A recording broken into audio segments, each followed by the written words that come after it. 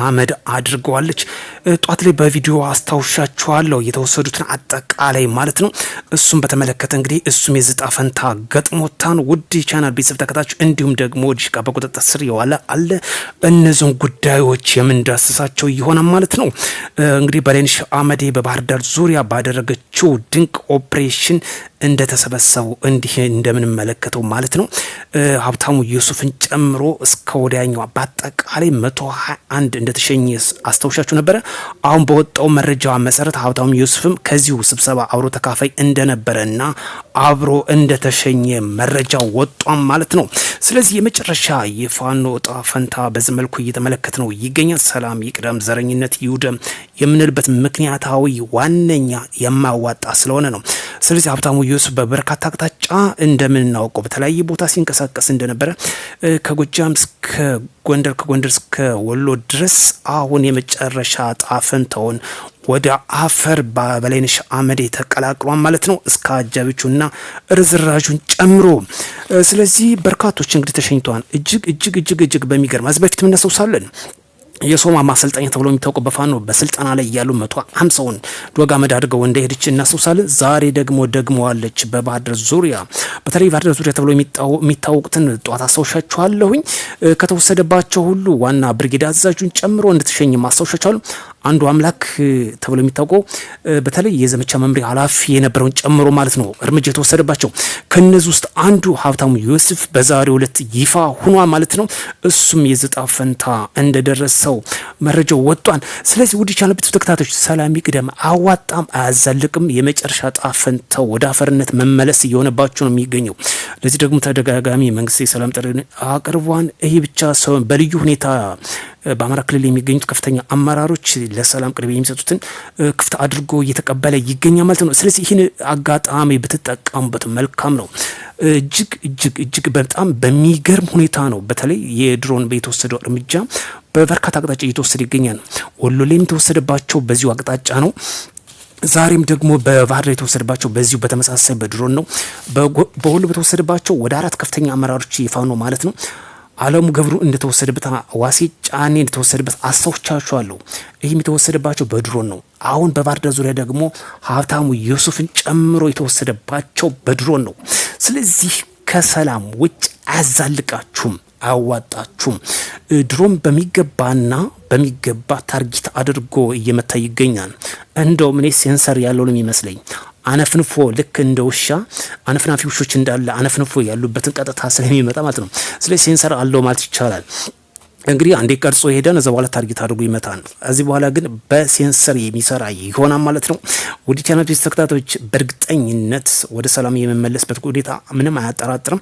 ሌላኛው አንድ ዲሽቃ መሳሪያ ሙሉ እስከ አጃቢዎቹ ተያዛል። ቀጥታ ከኤርትራ አድርጎ በወሎ ቀጥታ ወደ ኬሚሴ ሊገባ የነበረ በተደረገ ክትትልና በማህበረሰቡ ጥቆማ እጅ ከፈንጅ እስከ ጭነት መኪናው አስይዞ ማለት ነው በቁጥጥር ስር ውሏል ማለት ነው። መነሻውን ከሰሜን ወሎ ቆቦ በማድረግ መዳረሻ ኬሚሴ እንግዲህ ሊገባ የነበረ ወደ ኬሚሴ አጣይ ኬሚሴ ማለት ነው ሊገባ የነበረ የህገ ወጥና ለፋኖ ሊተላለፍ የነበረ አንድ ዲሽቃ መሳሪያ ተፈታቶ ማለት ነው። የዲሽቃ መሳሪያ ተፈታቶ በአሲዙ ጭነት ሰሌዳ አዲስ አበባ የሆነ 2138 አንድ የሆነ ሰሌዳ ቁጥር ያሲዙ የጭነት መኪና እንግዲህ ከሌላ ጭኖች ጋር በመቀላቀል ሊያስተላልፉ የነበረውን እስከ ተጠርጣሪዎቹ እጅ ከፈንጅ ተይዟል ማለት ነው። እጅግ እናመሰግናለን። ይሄ ርዝራጅ እየጸዳ የሚገኝበት ሁኔታ በግልጽ እየተመለከትን ነው። መንግስት ግን በሩን ክፍት አድርጓል። ቢሆንም እርምጃው እየወሰደ የሰላም በር ደግሞ ክፍት እንዳረገ እየተቀበለ ይገኛል። የማይቀበሉትን ደግሞ በዚሁ በላይነሽ አመዴ እያስተናገደ ይገኛል። በዛሬው ዕለት እጅግ የሚገርም ከፍተኛ የሆነ ስራ የተሰራበት ሁኔታ ነው።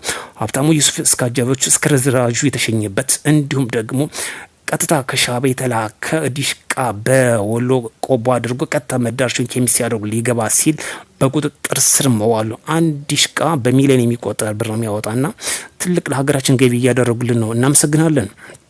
ሻዕቢያ እንግዲህ በሌለ በድህነቷ ቤቷ መሳሪያ እያስረከበች ትገኛለች ማለት ነው። ስለዚህ በጣም የሚገርም ነው። ክልሉን ሀገሩን እያጎሳቆለ እንደዚህ አይነት አሸባሪ አልሸባብ የሆነችው ሻዕቢያ መሳሪያ ላይ እንግዲህ ተጠምዳለች። ቢሆንም ግን መንግስት እርምጃውን አጠናክሮ እየወሰደ ይገኛል።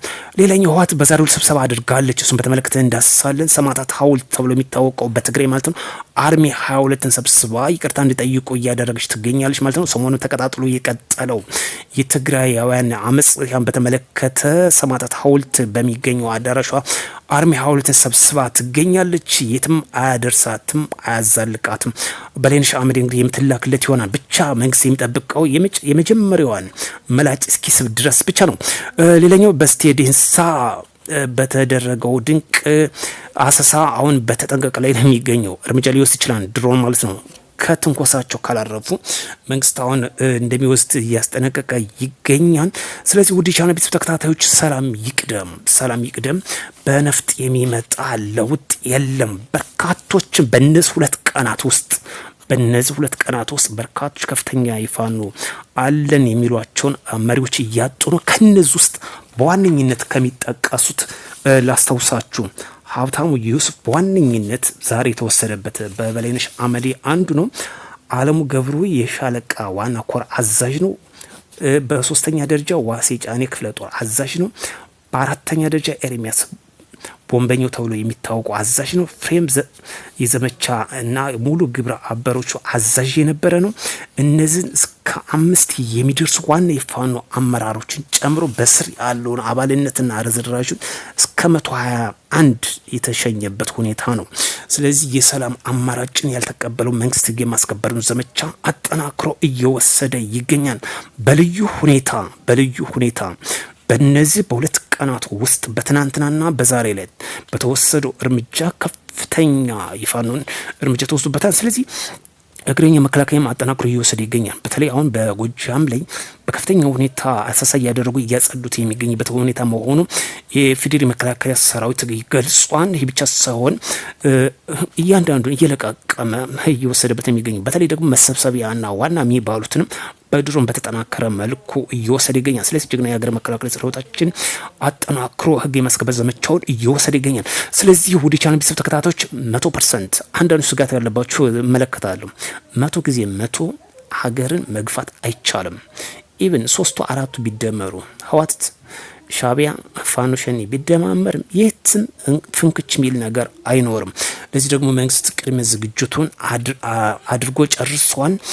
የሚጠብቀው ዋነኛ በተለይ የሚጠብቀው መንግስት በተጠንቀቅ ላይ የሚጠብቀው የሻቢያና የህወሓትን የምላጭ መሳብ የመጀመሪያዋን እስኪያደርግ ድረስ ነው። እዛ በኋላ የሚያልቅለት ጉዳይ ነው የሚሆነው። ሰላም ይቅደም። ሰላም ጤና ይስጥሉ ውድ ቻናል ቤተሰቦች። በሌላ ቪዲዮ ተመልሰን እስክንገናኝ ድረስ መልካም ምሽት እንዲሆንላችሁ ከወዲሁ ተመኘው።